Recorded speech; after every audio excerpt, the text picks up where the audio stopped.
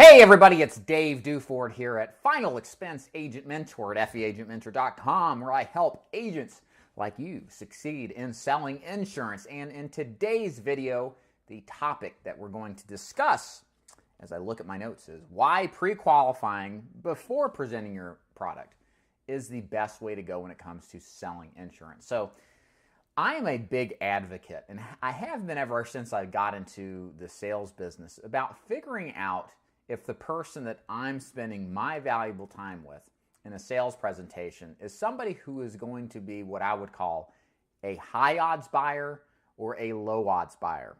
In other words, I want to know if the person across the table from me is somebody who is going to do business with me or not, and if our time mutually spent together is a worthy type of thing that we're doing.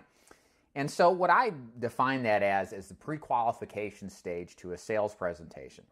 What you see a lot of insurance agents do and salespeople in general is they meet a prospect and they immediately start to pitch.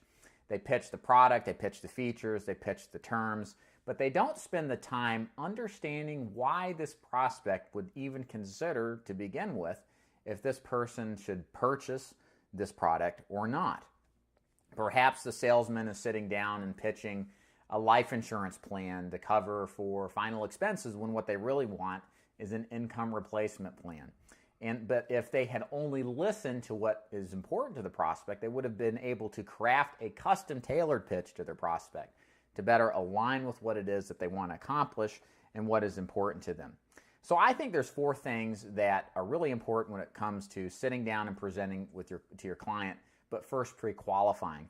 And the first thing is that you have to seek to understand. You really have to have what I call a feeling of really caring about your prospect. You have to care about why they would purchase what it is that you're selling. You have to ask open-ended questions to learn more about what makes your prospect tick. And you may find out, your prospect is very well qualified. They want what you're selling them. They have a budget to afford it, and they can explain in clear terms why it's an important reason to buy. Whereas the opposite of that is somebody who would not be able to explain or meet the criteria of what it is that you're purchasing. So at the end of the day, the problem is that if you don't seek to understand, you really don't know if your person you're spending time with is likely to buy or be of interest in doing business with you.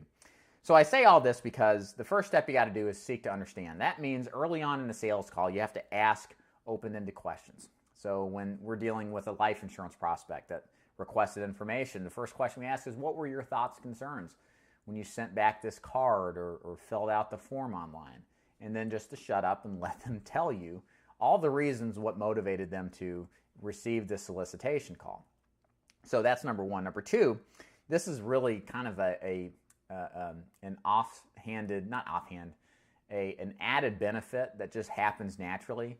When you ask really good questions, you create really strong rapport with your clients. It's better than anything that you can do in the beginning of sales call, like pointing out at that picture up at the wall or talking about grandkids. All of that can help, but nothing really does the best job as asking really good questions and then really listening.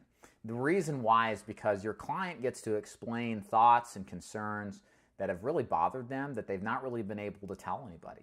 And they really feel good about having somebody listen to them, to take note of what they think matters, and for somebody to be genuinely interested back and showing signs that they're obviously listening.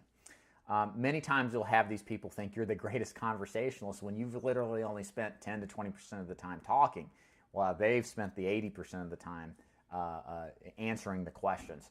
So asking good pre-qualification questions and spending time in a pre-qualification phase allows you to develop real rapport, not fake rapport, not systematic old-fashioned sales rapport, but a real connection with your prospect that they will genuinely feel.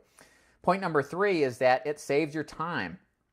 To me, the worst thing for me in this business is I hate wasting my time. I hate sitting across the table from a suspect that I spend an hour with, an hour and a half, whatever the amount of time it takes, just to find out that they're not really that interested, or they're broke, or they've already got a policy for life insurance and they're not interested in more. Why spend all this time with somebody that they're probably not interested in spending with you, but they're doing it out of just a natural reaction, when you could ask solid questions up front that will respect their time as well as yours and allow you to eliminate sales calls where there is low odds of an outcome happening, and to focus your time on those where there are high odds of outcomes happening, meaning people who meet your criteria for buying, that you've effectively pre-qualified and now can transition to actually presenting and building value because you know the likelihood of them of them buying are very high. I want to spend time with those people. You should want to spend time with those people and minimize your time with those people who don't meet the criteria, thus are not pre-qualified prospects. And then number 4, you can't convince people who can't or won't buy. So this is something that sounds counterintuitive. So some people think sales is about taking unconvinced people and turning them into convinced people. I don't think that does the concept of sales justice. There's elements of truth to that. We certainly want to persuade. We certainly want to make our case as what we do as being a good buy, a good value. And there's some persuasion tactics that we use. But there are circumstances where people will not meet criteria necessary for someone buying.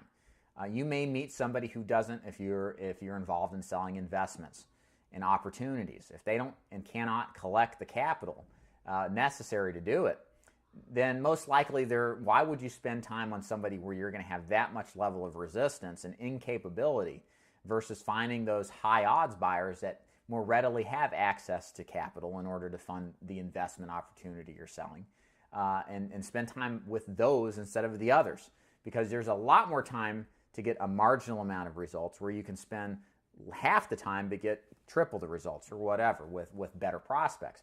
So I think the thing is with selling is that there are some people that just don't believe. They just don't think the way we do. You have people who literally believe in the life insurance world. They don't believe in life insurance like it's some sort of religion. You know, they don't believe, now whatever that means, but there's a lot of context to that. And sometimes we can flesh it out. Sometimes we can better get an idea of what that constructively means in an objective fashion and then show how that's still okay to buy with that belief. But a lot of the times that's a belief that's formed over many years. And a sales call in 30 minutes to 60 minutes is not going to overcome that.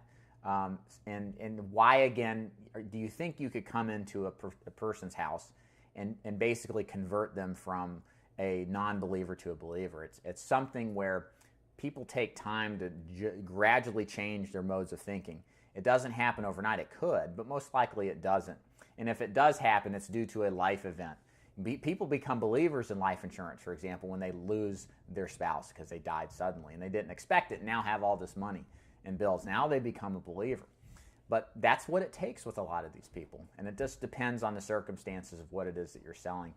And so don't spend time trying to convince people that are unconvincible.